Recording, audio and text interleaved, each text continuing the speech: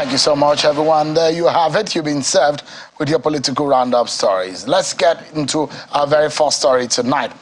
So, in Owerri today, the Imo State capital, the Imo State Council of Elders are asking politicians in Imo State to adopt the Imo Charter of Equity that proposes equitable and smooth rotation of power and key political offices among the 3 senatorial zones in Imo State. These are Okigwe, Olu, and Owerri. The members of the Imo State Council of Elders met with Governor Hope Uzodinma at the government house in Owerri and the Imo State capital. The elders also said that they have proposing the adoption of the Charter of Equity, which they hope that will help to ensure equity and douse political tension and sustain peace in the state.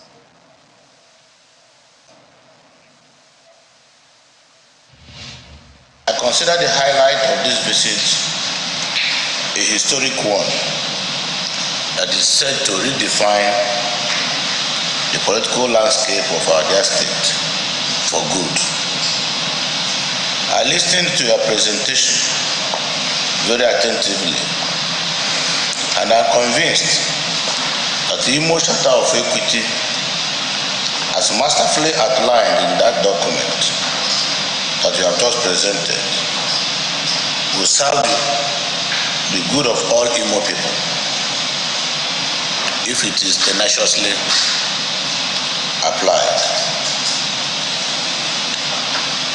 The Imo Charter of Equity will help to ensure equity.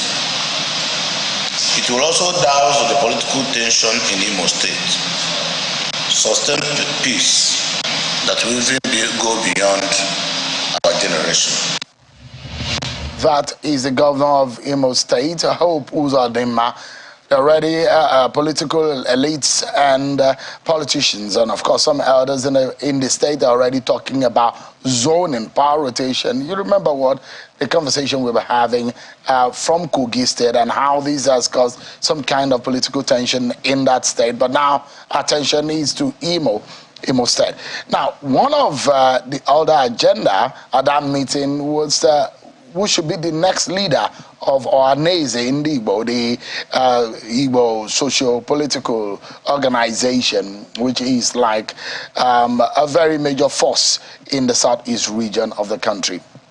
Tonight, let's speak with an elder statesman and one of the elders at that meeting today, Chief Emmanuel Nwanyawu. He joins us live from Owerri, Imo State capital. Thank you so much, Chief Nwanyawu, for joining us tonight.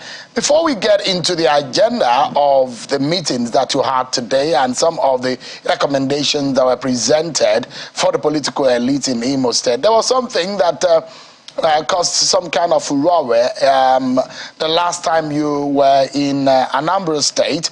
And we saw some responses, and one was not quite sure what your intentions really were about what you said about the Yoruba people. But now that you're speaking on the national television, you have the opportunity to be able to clear the air and say exactly what you meant, and your statement exactly what your intentions and what you meant to say.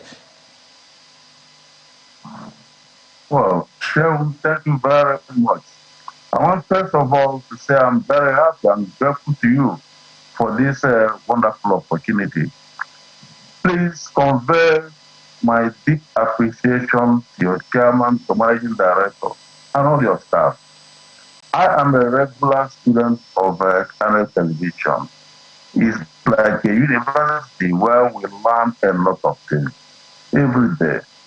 You have done so much. Without people like you, like AIT, like Arise, I don't know what will happen to our democracy. I am very proud of channel television. Your staff is very sound. Thank you very much. Thank you so much, now, Chief. We appreciate it. Yes, you mentioned my statement at Oka. At Oka, I was invited to chairman the ceremony. And of course, I made a statement. What I said, at that particular point, there was a lot of trouble. I'm the chairman of Council of Elders of Ohanaeze Ndigbo. I had a lot of people from all over the world expressing concern about the way the hostilities against Igbos in Nigeria. If you remember, Shehu, we have suffered in 1966 and 1967. In 1966, military men carried out a coup.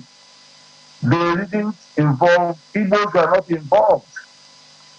Now, that coup resulted in a mass slaughter of Igbos, a program against Igbos.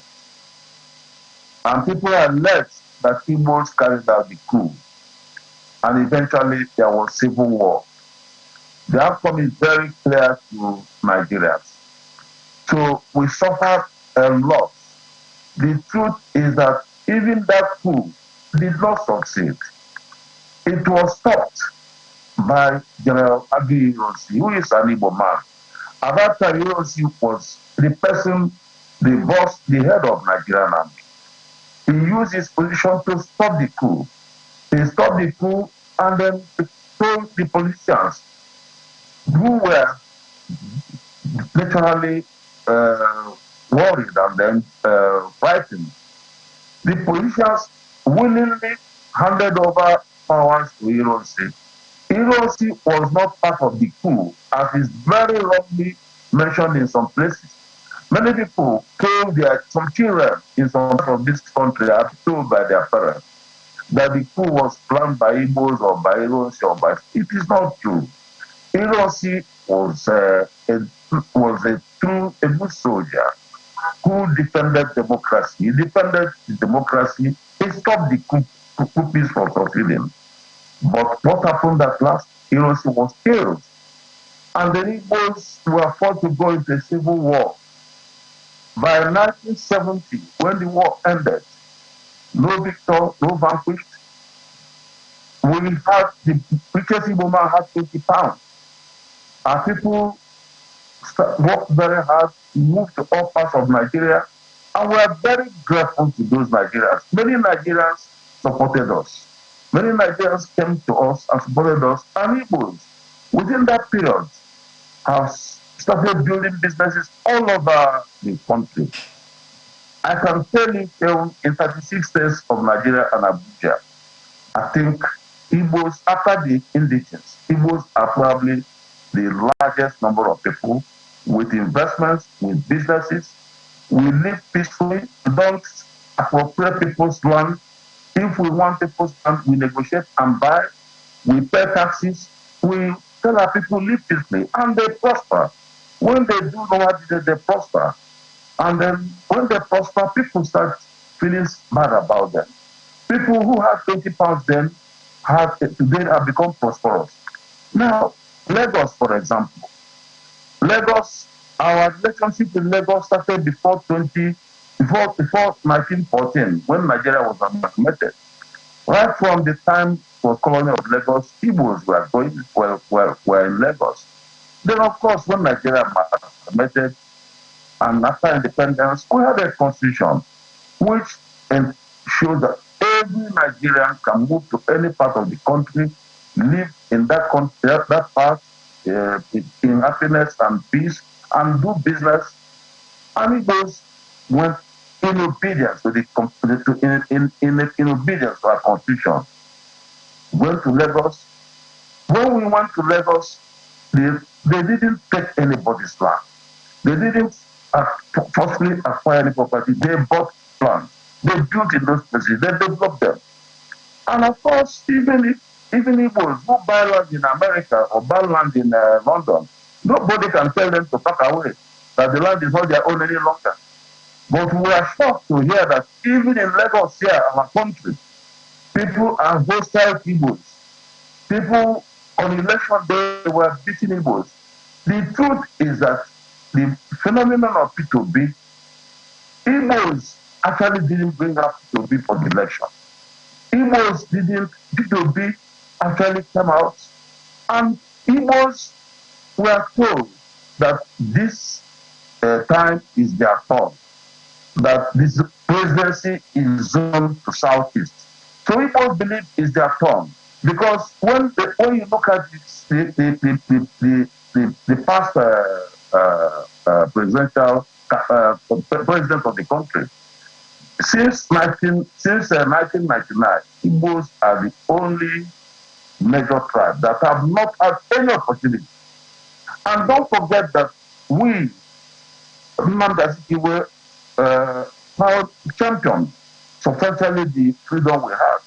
If you look at all the British colonies, Ghana, anywhere, Uganda, all the places, Nigeria is the only country where the man who was at the forefront of independence didn't become the head of state. But you see, in the character of Igbo, Zik said that all he wanted was for Nigeria to have independence. It doesn't matter who was the president. And in 1960, we had independence. We are very happy. I mean, that government was very good. I mean, Chief, I mean, a lot of us who are students of history might not easily forget those things that have happened, and perhaps painfully, when these rhetorics of religion and ethnic politics begin to rear its ugly head, it's very painful. But then elections are over. What would you suggest now? Because those who are saying reconciliation and healing, because this is really not the major target of our conversation tonight. But quickly, if you may touch on the fact that how do we achieve reconciliation and healing since the elections are over?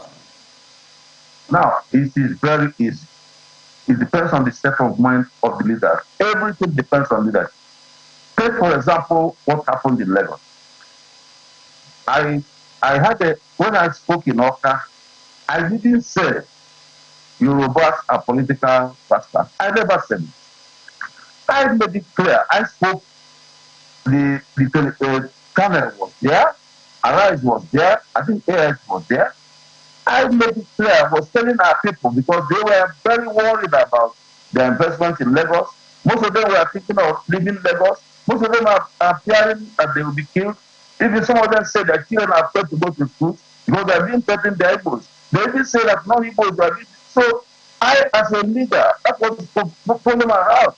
I told our people that, look, I have been in touch with many Yorubas. I am very close to Yorubas. Even in my business, my business, I have a Yoruba director who works in my company. And I have very close, I told them, I have a lot of relationships. Even my own daughter, one of my best daughters, is married there. I have 4 children there. So I told them not to worry, that we have no problem with Yorubas at all. But that those who are causing all this are political rascals. I didn't say Yorubas.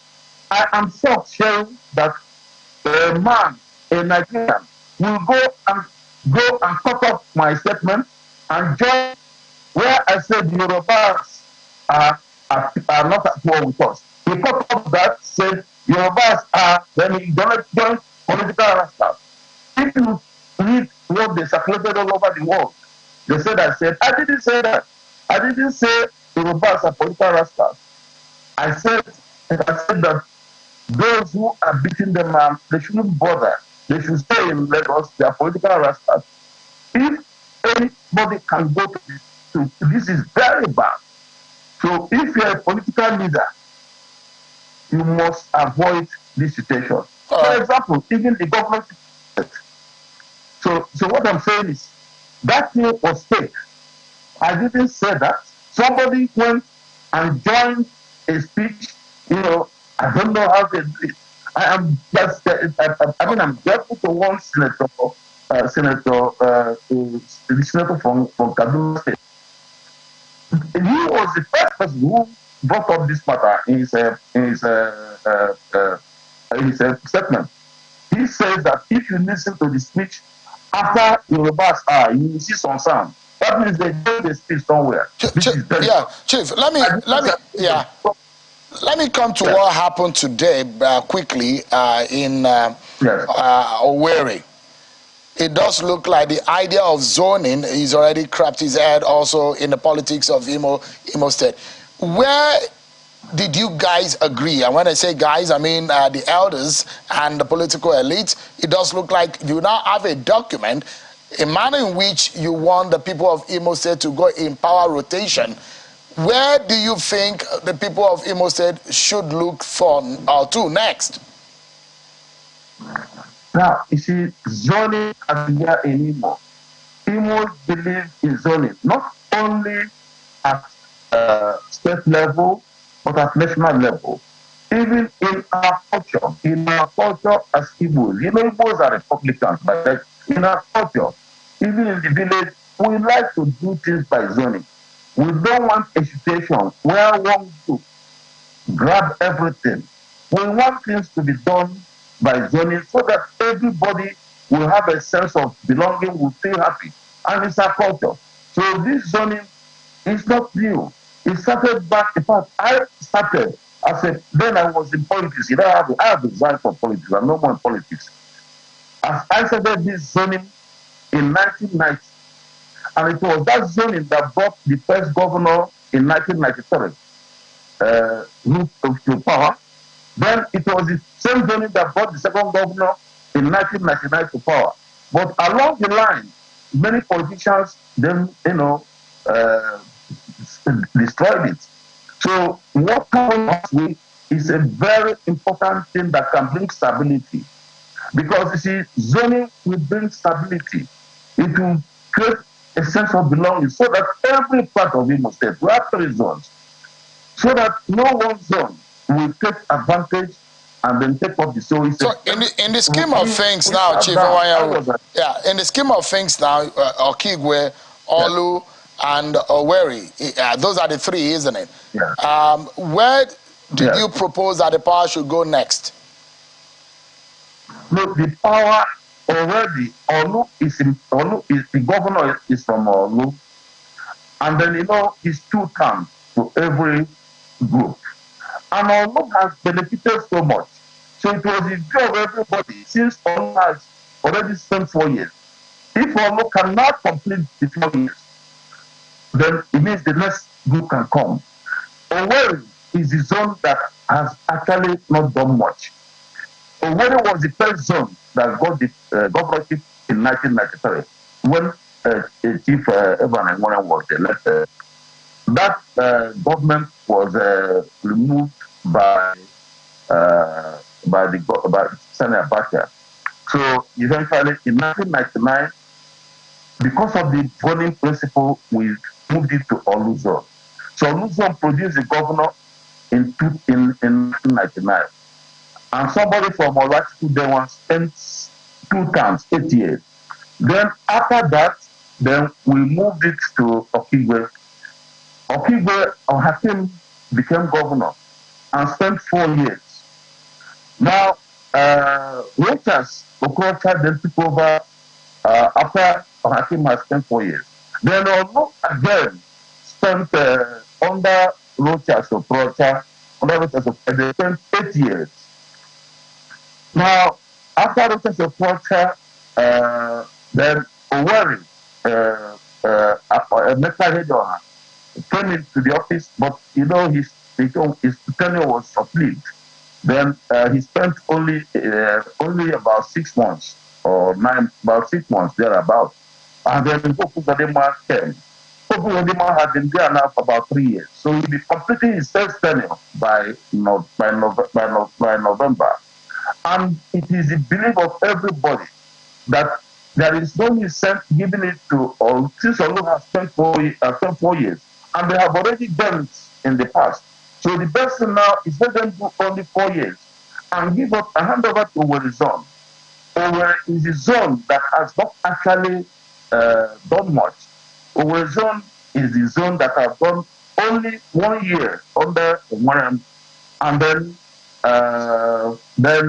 under Emeka has a case about 6 months. So in effect, Owerri zone is a zone that so basically, So I mean, so let me quickly jump in, and perhaps let's wrap up quickly on this note. You are also being suggested to be the next President General of Ohanaeze. Have you accepted? And how? I mean, what are you thinking about this? Just in about 30 seconds, if you may intervene on this. Well, the truth about it, the point, at first I rejected it. My wife rejected it, my daughter, rejected it, and all my children. But you see, I had a pressure from all Igbos. This is the first time I have seen Igbos, I mean, not struggling over. Everybody was begging me. To me, I was humbled by the way Igbos appealed to me. Igbos have never appealed to anybody to take opposition because Igbos people know them to struggle opposition. But for the first time, every leader, all the various groups, both in Nigeria and abroad, they appeal to me, so I changed my mind.